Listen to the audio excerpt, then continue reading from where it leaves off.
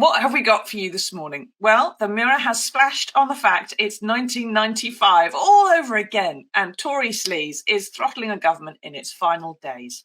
Just as John Major, a nice enough bloke by all accounts, was bedevilled by sleaze, cash-stuffed brown envelopes and Edwina Curry. So Rishi Sunak, by all accounts, also a nice enough bloke, even though he has no working class friends like us, Kevin, is set on all sides with people who don't pay their taxes until the National Crime Agency starts investigating them, don't go to a bank when they want a loan, but instead go to the chairman of the BBC and a long-lost cousin, and some stupid bloke who doesn't obey the rules of the road when it comes to seatbelts. Now, Kevin, is any of this Rishi's fault, or is it just a horrible legacy that he can dump in the lap of Boris Johnson? Yeah, I think it's a bit of both, and it's how he responds, Foxy. Well, certainly the seatbelt's his second fixed penalty fine. That's all him. That's all Rishi, isn't it? What an idiot. I mean, you're basically recording yourself in the back of the car. And I know politicians have done it before, but we live in a different time where it's going to be picked up on social media and there's going to be calls for you to be fined. So he was. That's stupid. Yeah. I think the real test of him, because as you say, it's less than 100 days ago. He's an unelected prime minister. He's on the steps of Downing Street. He said he's going to rule with integrity, with professionalism, transparency, accountability. So it's how he deals with these scandals. He's appointed Nadine Zahawi.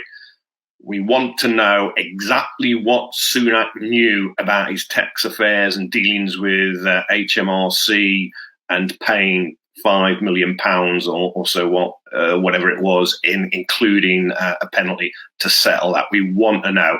Johnson is a great threat to Sunak because he's kind of pushing and hopes for his own comeback.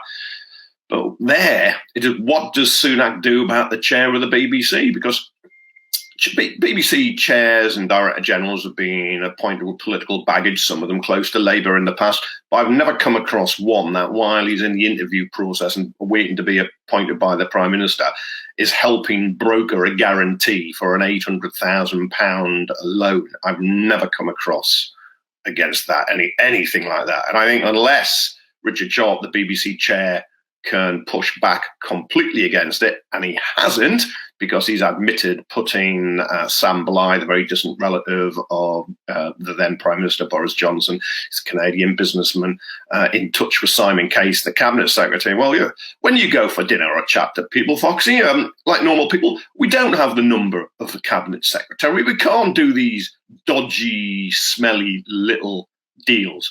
I just think if you're going to defend the independence of the national broadcast of the BBC, and I'm a great fan of the BBC, I cannot see how Sharp can stay in place. And it's up to does he want politics corrupted, public life corrupted, or does he get shot of it? You have to have a chairman who doesn't look like he somehow bought the job. Yes, that's a very good way, yeah.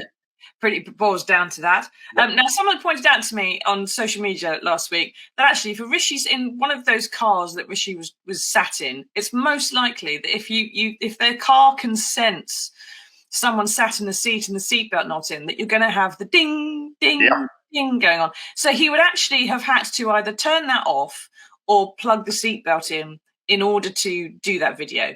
It's not just a case of I forgot to put my seatbelt on. It's on a momentary lapse of concentration. It is genuinely ignoring the warnings that you're about to break the law. So yeah, absolutely right. Look, my 6.5-year-old Sunderland-built Nissan Qashqai pings away if somebody doesn't put the seatbelt on. So those alarms in that car would have to be either, as you say, switched off or they plug the seatbelt in. So they knew what they were doing. It's just... It beggars belief that they just took it and somehow thought they would get away with it. And I think it's a kind of cavalier, don't care, do what we like approach. Because there's one person, a Johnson spokesman, asked about these meetings with Blythe and Sharp and arranging the loan. And I said, yeah, at dinner, previously discussed it. So what? It's almost as if governments can begin to just rot where they think whatever they do is normal when it clearly isn't. And I think that applies to Zahawi too, whoever he is. Yeah. Well, let's go through these one at a time. Now, get into the comments, everybody. Ask us your question. What do you want to know about these sleaze allegations? Have you caught up with it? Do you want to know the detail? We can take you through it. So let's try and take them one at a time. Most of us know what's happened with the seatbelt. I think we've done that one now. Park it, as it were. But then there's Nadeem Zahawi. Now, he sold, apparently, £20 million worth of shares in the polling company YouGov when he entered government, because you're not allowed to have outside interest when you're in government. You have to shut all those down. But although he was one of 2 founding partners, they weren't all his shares. In fact, they belonged to his dad, who just happens to live in Gibraltar. So when he sold them, he thought he wouldn't have to pay all the tax on it because they weren't his. But he still sold them when he entered government, because you can't be in government if you own shares in a major polling company. So why did he sell them in the first place? And they weren't his. So why did he sell them, Kevin? I don't understand. If the allegation is that, as far as the taxman is concerned, they're Nadeem Zahawi's shares and he owes the tax on it. That's plainly what they've decided. But as far as Nadeem Zahawi was concerned, they were his father's shares. Then why did he need to sell them when he entered government? Yeah, and were they linked to this Gibraltar trust he's said to have access to? The truth is, Susie, there are loads of unanswered questions. Because Zahawi, when he says he's been transparent and open, or Sunak, who Prime Minister's questions last week said he dealt with it, Zahawi had dealt with it. I'm sorry, it's not the case. We need to see the correspondence and the details and the transactions. I think that is the only way he can survive if he publishes all the documents and the correspondence and is grilled by MPs and or the media, so the detailed questions can be asked, because he hasn't been straight, and we know because the threatening letters are now being published. He's used heavy-duty, expensive lawyers to, I would argue, silence and intimidate those who tried to get to the bottom of his dealings. Now, there's no transparency there. There's no accountability there at all. He's now chair of the Conservative Party. He goes around the country trying to get people to vote Tory, rally his troops, sell government policies. He can't do any of that. He's hiding, because the moment he comes out, he's going to be legitimately asked all these questions. And it's kind of worse, I think, during a cost of living crisis, when people are having to make ends meet, worried about paying supermarket and gas bills, and you have a government saying there's no money to pay public service workers. Well, public service workers are funded in part by tax. And who hadn't paid tax until the HMRC got onto him and forced him and had to pay a penalty? Hey, Nadeem Zahawi is supposed to be the front guy for this government. And it all raises concerns, of course, again. It raises back again the fact that Rishi Sunak's own wife didn't pay tax in this country. No, that's right. The whole idea of the ruling party being full of people who don't pay their taxes at a time when everyone else is being told there's no money in the pot is probably not a very good look. Now, as you pointed out there, Nadeem Zahawi is the chairman of the Conservative Party. Now, at the time that he settled this debt or was having problems with this bill, he was Chancellor of the Exchequer and technically in charge of the taxman who was coming after him. So well done, the taxman, for keep going, because it proves that you are genuinely impartial.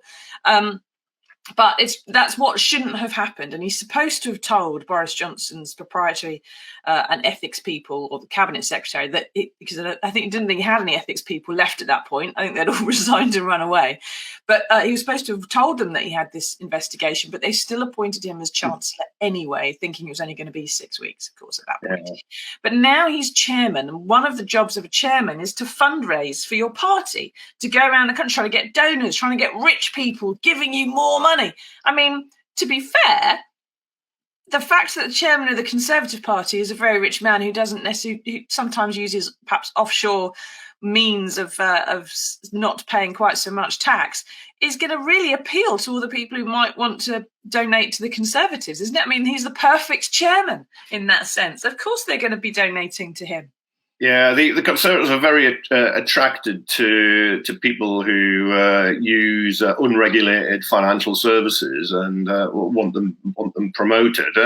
If I'm ever accused of anything, I want to be investigated by whoever is the Prime Minister's ethics advisor at the time, and Simon Case, the Cabinet Secretary, because nothing seems to happen, and they buy any old excuse, as we can see time after time. But you're right. I mean, the worry is that the Conservative Party will attract money that is at best dubious, and at worst is completely beyond beyond question. And it should be rejected. And be very careful what I say.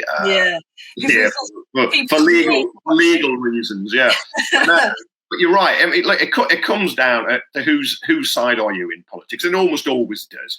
And if taxes are just for the little people, those who can't afford trusts and what I think most of us would call scams, we're not going to have a fair, decent country with proper public services. And, well, if those who are loaded avoid taxes, then the burden will fall on those who have a lot less money. And that's just plainly, grotesquely unfair. Yes, people who, if they had a £5 million bill from the taxman, wouldn't know how to pay it. Never mind. Oh, fine, there you go then, just write them a check.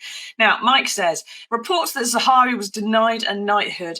Given some of the sleazy characters who've been given gongs by this government, not nuclear test veterans though, Mike, they deserved theirs, they did have to argue for it, they must have thought these allegations were very serious and would come out. They did seem to know that it was all coming out, and that there are suggestions that Zahawi was put forward for a knighthood, and was rejected for it on the basis that he was not the best person to be having it. And this is the same kind of government, the same party that said David Beckham couldn't have one for all his charity work because he'd invested in a film scheme that involved some offshore tax stuff. I mean, that's nowhere near as bad. But anyway. Yeah, Foxy, the official concern about the financial affairs of David Beckham may be a little wider than that. But what has happened in recent years in the honours system, it's probably the only bit of what I think is a rancid system that's been cleaned up, is they do take greater note of tax affairs now. So Nadeem Zawari is reported to have been in line for a knighthood to be Sir Nadeem because of his work as vaccines minister. When credit where it's due, he was pretty effective on that. However, if you're in a dispute with the HMRC and you happen to pay a pretty hefty penalty, then there's no way now you would get a gong. In the past, it used to happen all the time. You could be a tax exile, you'd get it. It doesn't happen now. I think you'd have to be going to the House of Lords now. Yeah, you've got your tax record. Yes, or a KGB spy or anything else. Or of course, now. We all pay our taxes, so we're available for knighthoods if anybody's got any floating about. And I do wonder what this government, what Suella Braverman, for example, might say if any other son of Iraqi refugees was later turned out not to be paying their full taxes in this country and having to be chased by the taxman for millions of pounds. I suspect she'd want to put them on a plane to Rwanda. And that's probably not going to happen to Nadeem Zahawi. Now, keep asking us your questions. Do you think Nadeem Zahawi should be fired? Do you think he's going to be fired? Do you think that Rishi Sunak's going to have to keep him on board? Let's wait and see, shall we?